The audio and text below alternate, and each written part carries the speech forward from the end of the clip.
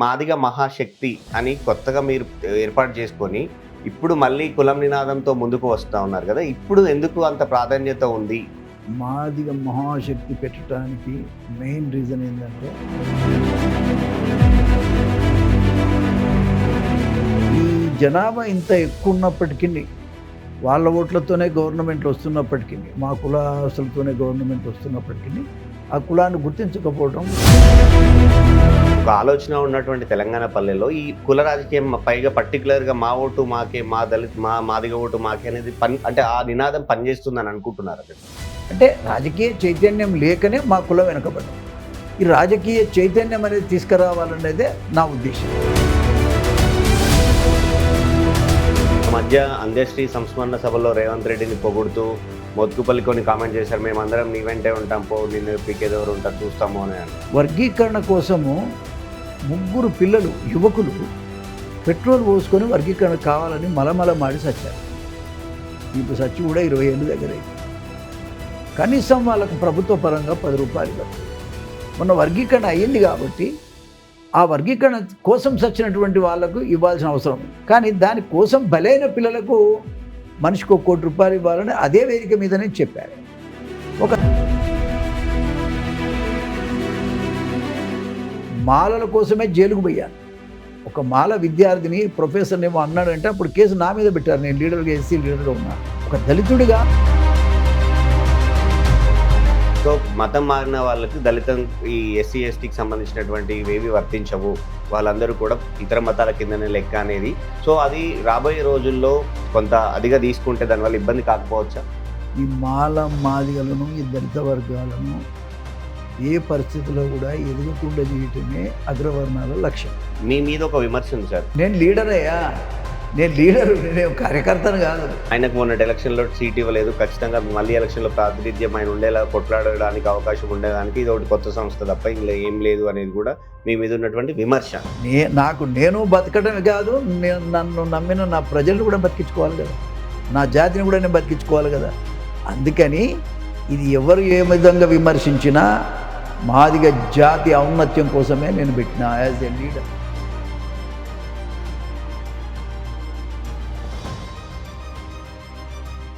తెలంగాణ రాజకీయాల్లో మరో కొత్త సంస్థ రాబోతా ఉంది.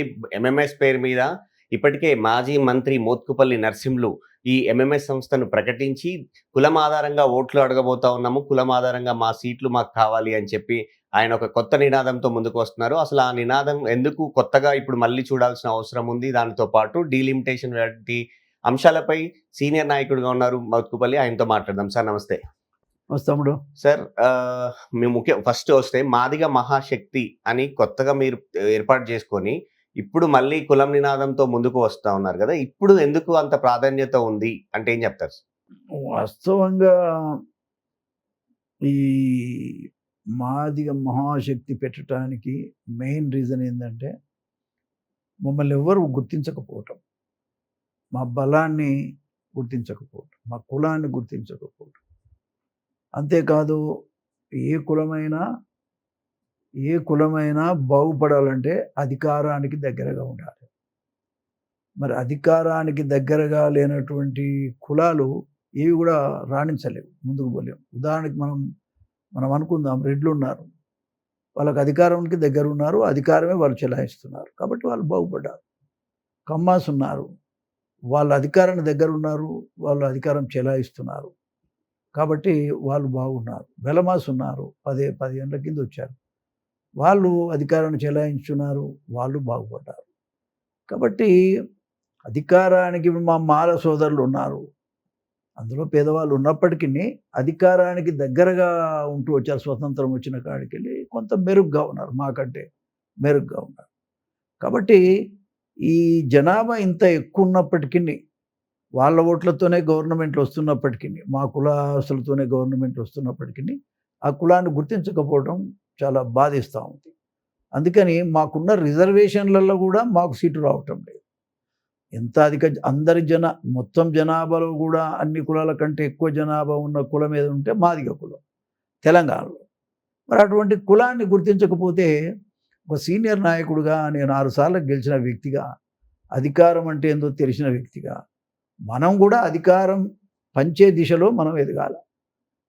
మనం కూడా మాదిగ జాతి కూడా అధికారానికి దగ్గరగా ఉండగలిగితేనే బాగుపడతానేటువంటిది నాకున్న అభిప్రాయం. కాబట్టి అధికారానికి చేరువలో ఉండటానికి, అధికారం చెలాయించటానికి మేము ఈ యొక్క మాదిగ మహాశక్తిని ఏర్పాటు చేశాం. రాబోయే కాలంలో మా ఓట్లు 70 లక్షల మంది కాబట్టి ఖచ్చితంగా మేము రాజ్యాధికారంలోకి దగ్గరగా చేరటానికి అవకాశం ఉంది. చాలా నియోజకవర్గాల్లో మీరన్నట్టు మా తెలంగాణలో మాదిగల గెలుపోటములు నిర్ణయించే స్థాయిలోనే దాదాపు ప్రతి నియోజకవర్గంలో కూడా ఉంటారు.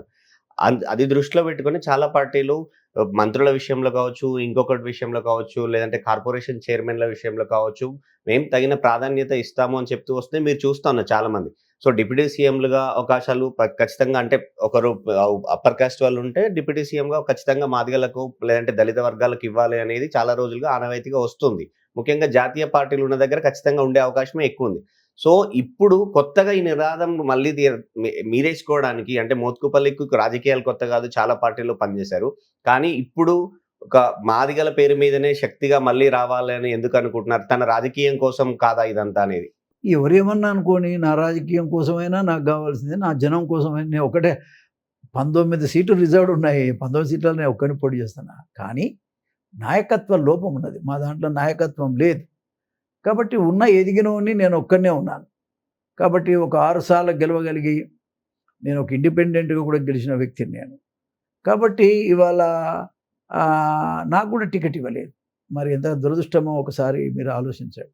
పోగా 3 పార్లమెంటు సీట్లుంటే 3 పార్లమెంటు సీట్లలో ఒక్క సీటు కూడా మాకివ్వలేదు మాదిగ కులానికి. మరి అసెంబ్లీ సీట్లుంటే మాకు నామినల్‌గానే సీట్లు ఇచ్చారు 19 సీట్లలో. కాబట్టి ఈ రకంగా పరిపాలన జరుగుతూ ఉంటే, ఈ విధమైనటువంటి నష్టం జరుగుతూ ఉంటే, మా జాతికి అసలు పార్లమెంటుకు పోవాల్సిన ఒక అన్‌టచబుల్ కాబట్టి ఒక మాదిగోడు పార్లమెంటుకు పోవద్దన్నట్టుగా మాకు సీట్లు ఇవ్వలేదు. ఎంత బాధాకరం చెప్పండి. ఈ కాలంలో కూడా ఒక ఎన్టీ రామారావు గారే మాకు అన్ని రకాలుగా మేలు చేసినటువంటి పరిస్థితి. ఏ పార్టీ కూడా మాకు ఇంతవరకు మమ్మల్ని అప్పరగా ఉంచినటువంటి దాఖలాలు లేవు. ఇప్పుడు మాలోళ్ళు మాదిగోళ్ళు ఇప్పుడు మా డిప్యూటీ సీఎం అయ్యాడు ఆయన. ఆయనకున్న ఓట్లెన్ని? ఆయనెంత? కానీ ఈయన డిప్యూటీ సీఎం కాదు. అదే మాదిగోళ్ళకి ఇవ్వలేదు కదా. కాబట్టి మాదిగ జాతి అనేటువంటిది ఏదో డబ్బుల కోసం ఆ రోజు ఎన్నికల్లో డబ్బులు పెడితే ఓట్లేస్తారని ఒక ఓటు బ్యాంక్ కింద మార్చుకుంటున్నారు. కానీ మమ్మల్ని మేము మనుషులమే, అధికారంలో మా వర్గాలు కూడా ఉండాలని ఎవరు ఆలోచించటం లేదు. అందుకని అధికారానికి రావటానికి అది ఎంతో దూరంలో లేదు కదా. మన ఓట్లే కదా. మన ఓట్లను మనం వేసుకుంటే ఆటోమేటిక్గా నేను అందుకే చెప్పా, మాదిగ ఓటు మాదిగలకే, మాదిగ ఓటు మాదిగలకే. కాబట్టి ఈ మాదిగ ఓటు అనేది ఖచ్చితంగా మాదిగోళ్ళకే వేసుకోవాలనే ఒక అభిప్రాయాన్ని నేను జనం మధ్యలో ఉంచాను. ఖచ్చితంగా అది అమలు చేస్తాను. కానీ రాజకీయ చైతన్యం ఉన్నటువంటి తెలంగాణ పల్లెల్లో, ఒక ఆలోచన ఉన్నటువంటి తెలంగాణ పల్లెల్లో ఈ కుల రాజకీయం పైగా పర్టిక్యులర్‌గా మా ఓటు మాకే, మా మాదిగ ఓటు మాకే అనేది అంటే ఆ నినాదం పనిచేస్తుందని అనుకుంటున్నారా మీరు? సార్, ఏ నినాదం పనిచేస్తలేదు. ఇప్పుడు రెడ్ల ఓటు రెడ్లు వేసుకోకపోతే మందికేస్తుర్రా? కాకపోతే నినాదం లేదు. వాళ్ళు చైతన్యవంతులు కాబట్టి వాళ్ళ వ్యక్తి నిలబడితే ఇంకో బీసీ వాడికో ఇంకోనికి వేసే ప్రశ్నే లేదు. ఉదాహరణ మనం అనుకుందాం. అంటే రాజకీయ చైతన్యం లేకనే మా కులం వెనకబడ్డది. ఈ రాజకీయ చైతన్యం అనేది తీసుకురావాలనేదే నా ఉద్దేశం. కాబట్టి రాజకీయ చైతన్యం తీసుకురావాలి. మా కులం అన్ని వర్గాల్లో, అన్ని సంస్థలలో అంతటా ఈవెన్ లోక్‌సభ గానీ, రాజ్యసభ గానీ, అదే అసెంబ్లీ గానీ, అదే కౌన్సిల్‌లో గానీ, కార్పొరేషన్ చైర్మన్‌లు గానీ, ఎన్ని మెంబర్లు ఉంటే డైరెక్టర్లు ఉంటే అన్ని డైరెక్టర్లలో భాగస్వామ్యం గానీ, ఈ రకంగా అంతటా మేము ఉండగలిగితే తప్పకుండా రాజ్యాధికారం మాకుంటుంది. రాజ్యాధికారంలో భాగస్వామ్యం మాకుంటుంది. కాబట్టి రాజ్యాధికారంలో భాగస్వామ్యం లేని కులాలు నిర్వీర్యమైపోతున్నాయి. ఇవాళ అడుక్క తినకానే ఉన్నటువంటి పరిస్థితి కనబడుతుంది. అట్లా కాకుండా ఖచ్చితంగా ఈసారికి మా ఓటు శక్తి ఏమిటో, మా ఓటు బలం ఏమిటో మా ప్రజలు కూడా గమనించగలుగుతారు. ఖచ్చితంగా ఒక్కసారి గమనించగలిగితే అది శాశ్వతంగా ముందుకు పోయే అవకాశం. కానీ ఆ మధ్య అందేశ్రీ సంస్మరణ సభలో రేవంత్ రెడ్డిని పొగుడుతూ మోత్కుపల్లి కొన్ని కామెంట్ చేశారు. మేమందరం నీ వెంటే ఉంటాం పో, నిన్ను పీకేదెవరు ఉంటారు చూస్తాము అని అన్నారు. కానీ మళ్ళీ 2, 3 నెలలు గడిచేలోపు మా ఓటు మాకే అనే నినాదం వచ్చింది. ఎందుకు రేవంత్ రెడ్డితో అంటే మళ్ళీ ఏమైనా గ్యాప్ వచ్చిందా? లేదంటే ఎట్లాంటిది? ఇప్పుడు ఇది ఎవడేసినా దానం వేసినట్టుగా బిచ్చం వేసినట్టుగా కనబడుతుంది తప్ప మమ్మల్ని గౌరవించినటువంటి దాఖలాలు లేవు. ఉదాహరణకి మీరు గమనించండి. ఓకే. నేను ఆ మీటింగ్‌లో చెప్పిన మాట నిజమే గానీ, వర్గీకరణ కోసము ముగ్గురు పిల్లలు, యువకులు పెట్రోల్ పోసుకొని వర్గీకరణ కావాలని మలమలమాడి సచ్చారు. ఇప్పుడు సచ్చి కూడా 20 ఏళ్ళు దగ్గరైతుంది. కనీసం వాళ్ళకు ప్రభుత్వ పరంగా రూ. 10 ఇవ్వలేదు. మొన్న వర్గీకరణ అయ్యింది కాబట్టి, ఆ వర్గీకరణ కోసం సచ్చినటువంటి వాళ్ళకు ఇవ్వాల్సిన అవసరం ఉంది. వర్గీకరణ ఎప్పుడైతే ముఖ్యమంత్రి గారు చేసిండ్రో ధన్యవాదాలు.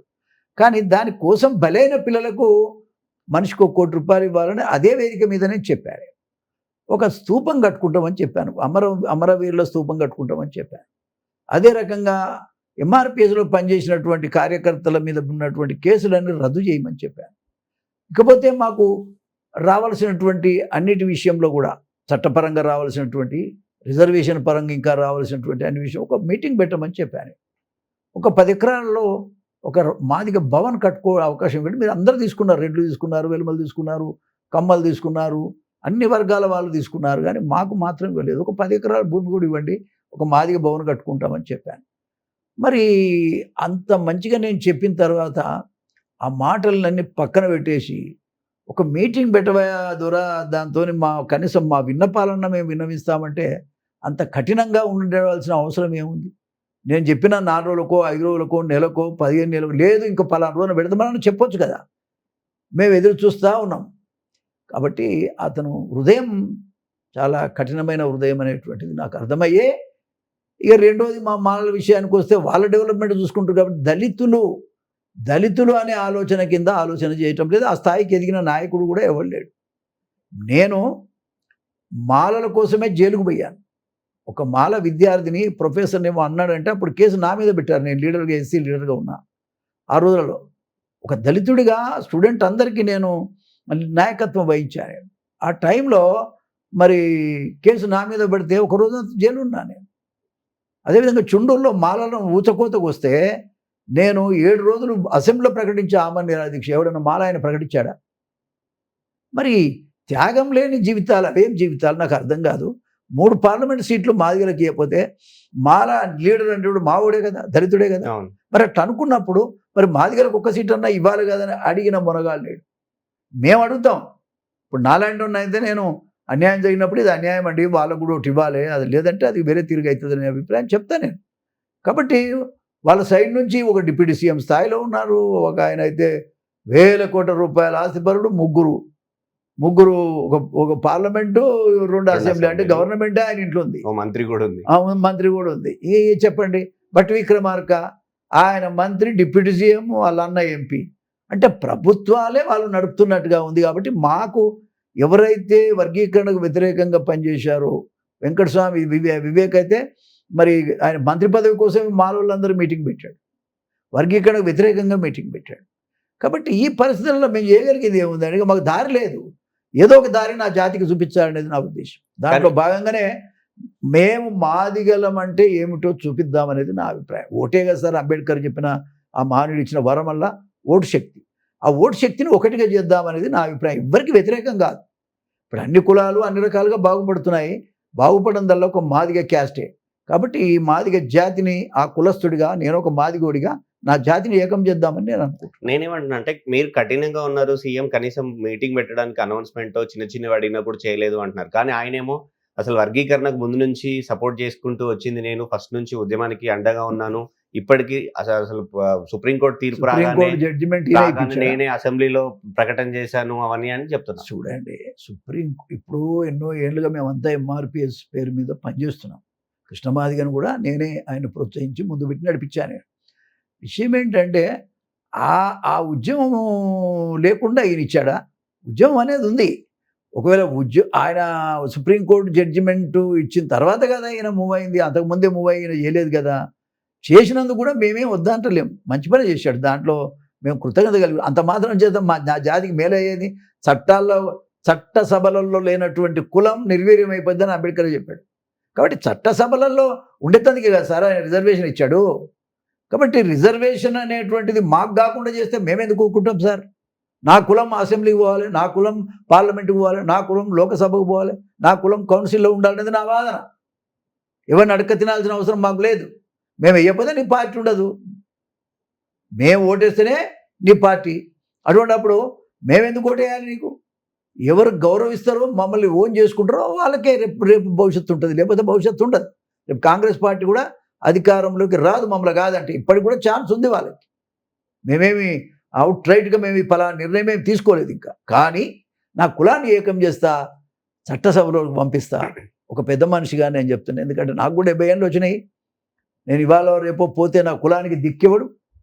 నా కులం కోసం నా కులాన్ని ఏకం చేసి తద్వారా వచ్చే లాభం నా కులానికి అందుతుందనేది నా బాధ తప్ప మరొకటి కాదు. కానీ అన్ని పార్టీలు ఏవైనా అన్ని పార్టీల్లో ఉన్నటువంటి మీరన్నటువంటి అంటే మన ఏవైతే నాయకులు ఉన్నారో ఎమ్మెల్యేలు కావచ్చు, మాజీలుగా ఎమ్మెల్యేలు కావచ్చు, వీళ్ళందరూ ముఖ్యంగా మాదిగ నాయకులందరూ కూడా మీ జెండా కిందికి వచ్చి అవును అని ఒక ముక్తకంఠంతో నినదించేటువంటి పరిస్థితి ఉంటదంటారా? మీరు ఒక మాట చెప్తా, ప్రజలంతా వస్తారు.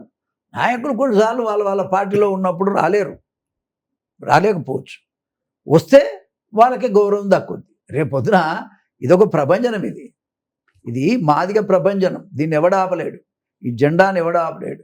కాబట్టి ఈ జెండాను ఎవడు ఆపలేనప్పుడు వ్యక్తులు ముఖ్యం కాదు, సంస్థ ముఖ్యమవుతుంది. కాబట్టి రేపొద్దున ఓటు కూడా మాదిగ మహాశక్తి చెప్పినట్టే మాదిగోళ్ళు ఓటేస్తారు. అప్పుడు ఖచ్చితంగా అప్పర్ హ్యాండ్ అవుతుంది కదా. కాబట్టి ఆ దిశగా వెళ్ళాలనేది నా కోరిక. ఆ విధంగానే ప్రయాణం చేస్తాను. కానీ మీరనుకున్నట్టు ఇప్పుడు ఎంఎంఎస్ ఎట్లా ఉందో ఎంఆర్పిఎస్ అనేది కూడా అట్లా ఉంది, బలంగా ఉంది. గ్రామ స్థాయి నుంచి దానికి ఒక నిర్మాణం అంటూ ఉంది. మందకృష్ణ మాదిగ అంటే టాల్ లీడర్గా మాదిగ జాతి సంక్షేమానికి పనిచేసే వ్యక్తిగా కనపడతారు. ఇప్పుడు మీరు ఇంకొక సంస్థ తెచ్చి అటు ఎంఆర్పిఎస్ ఇటు ఎంఎంఎస్ మధ్యలో అది ఇవన్నీ రెండు చూస్తే మాదిగల మధ్య చీలికకో లేకపోతే 2 వర్గాలుగా దారి తీయడానికి అవకాశం లేదంటారా? అది పొలిటికల్ సంస్థ కాదు, ఇది పొలిటికల్ సంస్థ.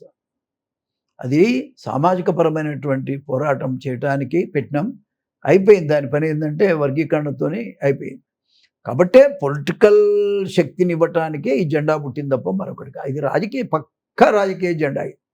ఖచ్చితంగా మా మా మందకృష్ణ మాదిగ కూడా మాకే తోడుగా వస్తాడు. రాకుంటే ఎక్కడ పోతాడు ఆయన మాత్రం. అందరూ వస్తారు. అందరూ రావాలని నేను విజ్ఞప్తి చేస్తున్నా. అందరం కలిసి పనిచేద్దామని నేను విజ్ఞప్తి చేస్తున్నాను. కానీ ఇక్కడ మొన్న ఇటీవల ఒక సుప్రీంకోర్టు జడ్జిమెంట్ వచ్చింది సార్, మీరు చూసే ఉంటారు. అంటే మతం మారుతున్నారు అనే దానికి సంబంధించి చూస్తే, సో మతం మారిన వాళ్ళకి ఈ ఎస్సీ ఎస్టీకి సంబంధించినటువంటి ఇవేవి వర్తించవు, వాళ్ళందరూ కూడా ఇతర మతాల కిందనే లెక్క అనేది. సో అది రాబోయే రోజుల్లో ఈ దళితులకు సంబంధించినటువంటి ఆ జడ్జిమెంట్ ఇబ్బంది కాదా? ప్రభుత్వాలు దాన్ని కొంత అదిగా తీసుకుంటే దానివల్ల ఇబ్బంది కాకపోవచ్చా? ఇప్పుడు ఒక మాట చెప్పాలంటే, ఈ మాదిగలను, ఈ దళిత వర్గాలను ఏ పరిస్థితిలో కూడా ఎదగకుండా చేయటమే అగ్రవర్ణాల లక్ష్యం. ఈ కుల వ్యవస్థ అనేది ఎవడు పుట్టించిండో అని అమ్మకడుపు గాల ఇది మంట మండుతూ ఉంది. విషయం ఏంటంటే, అసలు మాకు జరిగిన అన్యాయం మీద ఎవడికి ఒక సింపతి లేదు. అయ్యో పాపం, వీళ్ళను అంటుకోలేకపోతేమి, ముట్టుకోలేకపోతేమి, స్కూలుకు రానియకపోతేమి, బడికి రానియకపోతేమి, గుడికి రానియకపోతేమి, మరి ఇంత బాధ పెట్టినాం. మరి ఇంత బాధ పెట్టినప్పుడు నీ గుళ్ళకు నువ్వు రానియలే, ఎవడో గుళ్ళకు రానిచ్చిండు. మరి ఎటు పోవాలి మనిషి? రానిచ్చినో దిగిపోతారు. నీ ముళ్ళు ఏమైందండి? ఇది మనసుకు సంబంధించిన విషయం. సంబంధించిన విషయం. మతం అనేటువంటిది మనసుకు సంబంధించింది. ఈ ప్రభుత్వం ఇచ్చేటువంటి అన్నీ కూడా భౌతికంగా అవసరమైనటువంటి అవసరాలు. మరి అది కాదనే శక్తి వీళ్ళకి ఎక్కడదా సార్? అది తప్పుడు పద్ధతి. అది ఏదైనా సుప్రీంకోర్టు ఇచ్చిన జడ్జిమెంట్ కూడా అది వాస్తవంగా మరి ఎందుకు ఇచ్చారో కానీ అది దురదృష్టకరమైన పరిస్థితి అని కూడా నేను భావిస్తూ ఉన్నా. మంచిది కాదు. అగ్రవర్ణాల వాళ్ళంతా కూడా ముందుకొచ్చి కుల వ్యవస్థ పోవాలని ఎందుకు చెప్పారు సార్? కుల వ్యవస్థ పోవాలనేటువంటిది చెప్పగలిగినప్పుడు మరి వాళ్ళు అప్పుడు హిందూ ఎవరైతే దళితులు ఉన్నారో వాళ్ళు కూడా సరి అయినటువంటి నిర్ణయం చేసుకునే అవకాశం ఉంది. ఇంకోటి కాన్స్టిట్యూషనల్గా ఏ మతమైనా ఎవరైనా నమ్మొచ్చు అనేటువంటిది క్లియర్గా రాసి ఉంది. దాంట్లో ఇంటర్ఫేర్ అయ్యి మాదిగలు దళిత వర్గాలకు సంబంధించిన వాళ్లకు ఆ కులమే కాబట్టి కులం పోయింది, వాళ్ళ మతం పోయినంత కులం అయితే పోదు కదా. మీరు కులాన్ని తీసేయలేరు. అది పుట్టుకతోనే మాకు అన్టచబుల్స్ అని పెట్టారు. దాంట్లో భాగంగానే ఏదో ఈదుకుంటే జీవిస్తూ ఉన్నారు. ఇటువంటి టైంలో మీరు ఆ రకమైన నిర్ణయం అది మంచిది కాదు. అది ఉపసంహరించుకుంటే మంచిది. కుల వ్యవస్థ పోవాలనే నిర్ణయం ప్రభుత్వాలు చెప్పాలి, ప్రభుత్వాలే ముందుకు రావాలి. ఇవాళ సెంట్రల్ గవర్నమెంట్ ఒక నిర్ణయం తీసుకొని కుల వ్యవస్థను రద్దు చేయాలనేటువంటి అభిప్రాయం కింద వాళ్ళు ఉండగలిగితే జేజేలు కొడతారు కదా ప్రజలు.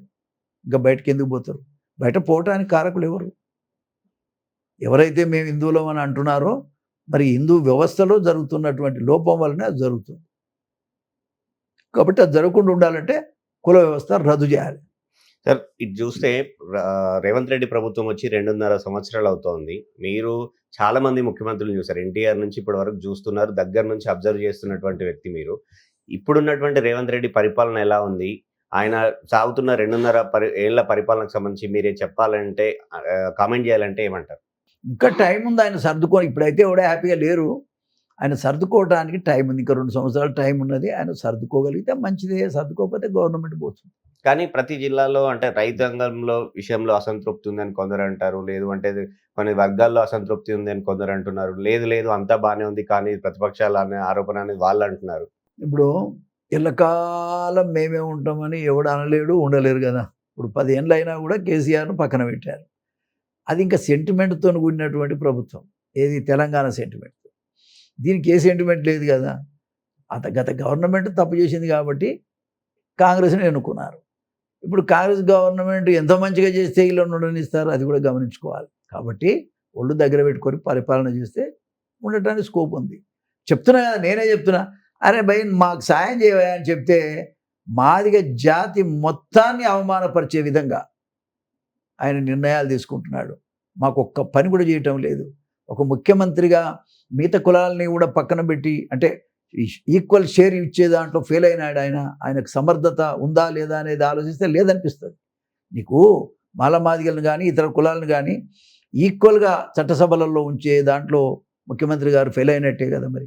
కాబట్టి ఇవాళ మా మనోవేదన ఏంటంటే కరెక్ట్ నాయకత్వం అనేది సరిగా లేకనే ఇవన్నీ జరిగినాయి. ఒకటి మా మాలమాదిగల మధ్యలో కూడా మాల వాళ్ళు ఒక నాయకుడిగా ఎదగలేకపోవడం బాధాకరం. నేను ఇవాళ ఒక మాదిగ బిడ్డగా నేను చెప్తున్నా కదా, మాల కోసం నేను ఎంతో చేశాను నా పరిధిలో. కానీ మరి మాలలు కూడా మాదిగల కోసం చేయాలి కదా. ఏ ఒక్క మంచి జాలి గలిపించే ఒక చిన్న ఓదార్చే ముచ్చట ఒకటి కూడా మాట్లాడకపోతే ఎంత బాధ సార్ అది. కాబట్టి జాతికి నిలబడాలి, నా జాతికి నేను నిలబడాలి, వాళ్ళకు దారి చూపెట్టాలనేది నా ఉద్దేశం తప్ప వేరేది కాదు. రేవంత్ రెడ్డి కూడా నేను వ్యతిరేకం కాదు, సరి చేసుకోమని చెప్తున్నాను. సరే ఇప్పుడు డీలిమిటేషన్ జరగబోతా ఉంది. నియోజకవర్గాలు పెరగబోతున్నాయి తెలంగాణలో. డీలిమిటేషన్ వల్లే పెద్ద నాయకులందరికీ కూడా చాలా మందికి ఇబ్బంది అయ్యింది. సో ఇప్పుడు ఎలా ఉండబోతుంది? అప్పుడు ఎలాంటి పరిస్థితులు ఉండే? ఇప్పుడు జరిగితే ఎవరికి లాభము? అధికార పార్టీకి లాభం జరుగుతుందని కొందరు అంటున్నారు. కొన్ని వర్గాలు ముఖ్యంగా కొన్ని వర్గాలకు ఈ రిజర్వ్డ్ కాన్స్టిట్యున్సీల విషయంలో ఇబ్బంది అవుతుంది అనేది కొంత వాదన ఉంది. దీన్ని మీరు ఎలా చూస్తారు సార్ ఒక సీనియర్ నాయకుడు? డీలిమిటేషన్ అనేది ఎప్పుడో జరిగి ఉండాలి.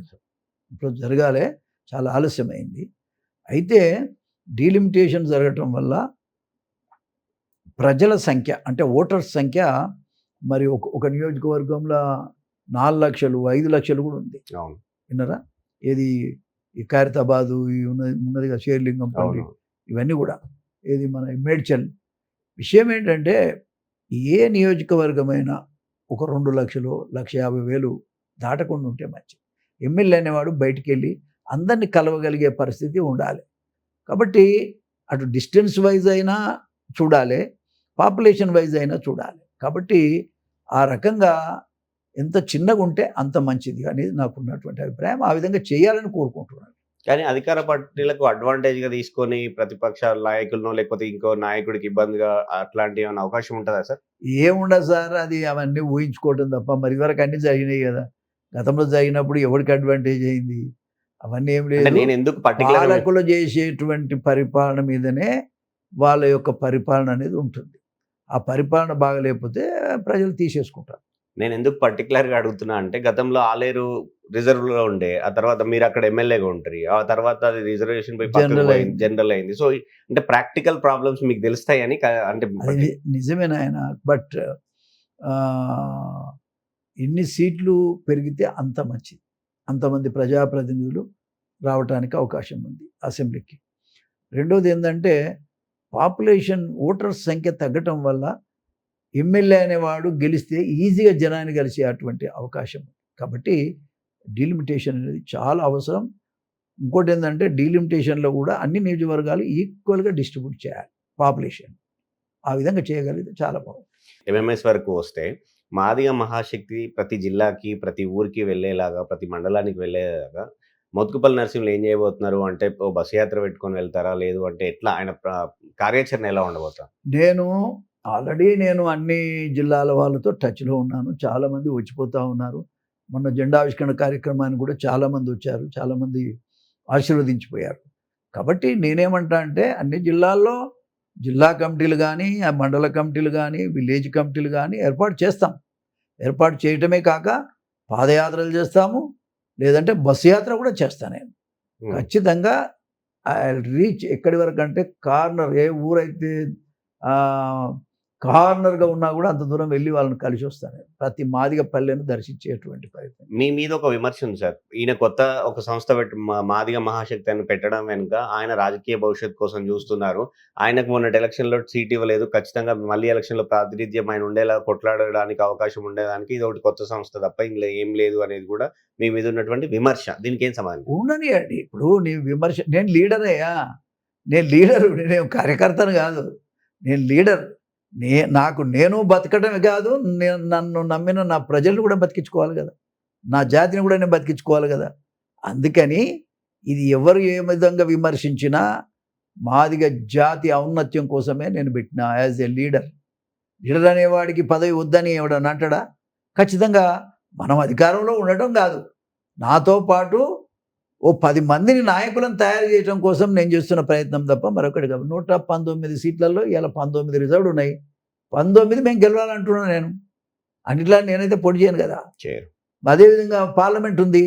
పార్లమెంట్‌లో 3 లోకసభ స్థానాలు ఉంటే ఒక్క సీటు కూడా ఇయ్యదు. మరి ఎవడు అడగలేదు. నేను ఒక్కడినే అడిగింది. మాదిగ జాతి నుంచి కూడా నేనే అడిగింది. మాలోళ్ళు ఎట్లాగో సపోర్ట్ చేయరు. మాదిగ వాళ్ళు కూడా పాపం అమాయకులు. ఈ పవర్‌లో ఉండే గొప్పతనం ఏందో వాళ్ళకి తెలవదు. దానివల్ల ఇప్పుడు వాడు మల్లు రవి ఉన్నాడు. మరి ఎవరైనా మన ఆర్ఎస్ ప్రవీణ్ ఉన్నాడు. ఆర్ఎస్ ప్రవీణ్ మాదిగ. మల్లు రవి మాల. ఇప్పుడు రెండోసారి అనుకుంటా. మూడోసారో గెలిచాడు ఆయన. అవును. విషయం ఏంటంటే మరి మాదిగలు ఎంత అమాయకులు దీన్ని బట్టి. కాబట్టి ఇక ముందు మాదిగల ఓటు మాదిగలకే అనేటువంటి నినాదం ఏదంటే ఏ పార్టీ అన్నా కానీ మా కులస్తులు పెరగాలి. పార్టీని బట్టి కాదు, కులాన్ని బట్టి. అది నేను అంటున్నా. ఇప్పుడు Congress party and TRS party ఉన్నాయి. రెండిట్లలో ఎవడు మాదిగకిచ్చినా మాదిగోడు అయితే మాదిగోనికే ఓటేయాలి. అది అందుకనే మాదిగల ఓటు మాదిగలకే అని చెప్పి. కానీ అప్పుడు ప్రాక్టికల్‌గా ఇబ్బంది కాదా సార్? మాదిగ మహాశక్తి వీళ్ళకి సపోర్ట్ చేస్తుంది. ఈ పార్టీకి అండగా ఉంటుందని మీరు ఎట్లా చెప్పగలుగుతారు? కులాన్ని బట్టే సపోర్ట్ చేస్తాం. ఇద్దరు మాదిగలకి ఇస్తే వాళ్ళ ఇష్టం. అందులో మంచోడు ఉంటే వాడిని చేసుకో.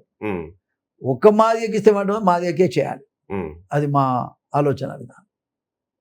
ఒకవైపు మోత్కుపల్లి నరసింహులు, ఇంకోవైపు మందకృష్ణ మాదిగ ఇద్దరు కలిసి వీళ్ళకి ఓటేయండి, లేదంటే వీళ్ళకి గెలుపు కోసం పనిచేయండి, మేము కూడా తిరుగుతాము, మేము కూడా ఊరూరు తిరుగుతామనే పరిస్థితి ఉంటదంటారా ప్రాక్టికల్‌గా? 100% ఉంటుంది. 100% మోత్కుపల్లి నరసింహ గారు తిరుగుతారు.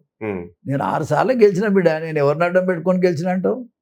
నేను ఎవరిని అడ్డం పెట్టుకొని నేనే ఎన్టీ రామారావు నినాదం నేను తప్ప వేరే ఎవడు కూడా నాకేమి వచ్చి ఉద్ధరించింది ఏం లేదు. నేను సర్వీస్ చేస్తా, అదే విధంగా నా పని కూడా చేస్తా. కాబట్టి నేను ఉండగలిగిన. కాబట్టి నేను అనేది ఏంటంటే మోత్కుపల్లి నరసింహులు గారు పెట్టినటువంటి ఈ జెండా 70 లక్షలకు సంబంధించిన జెండా, రాజకీయ జెండా.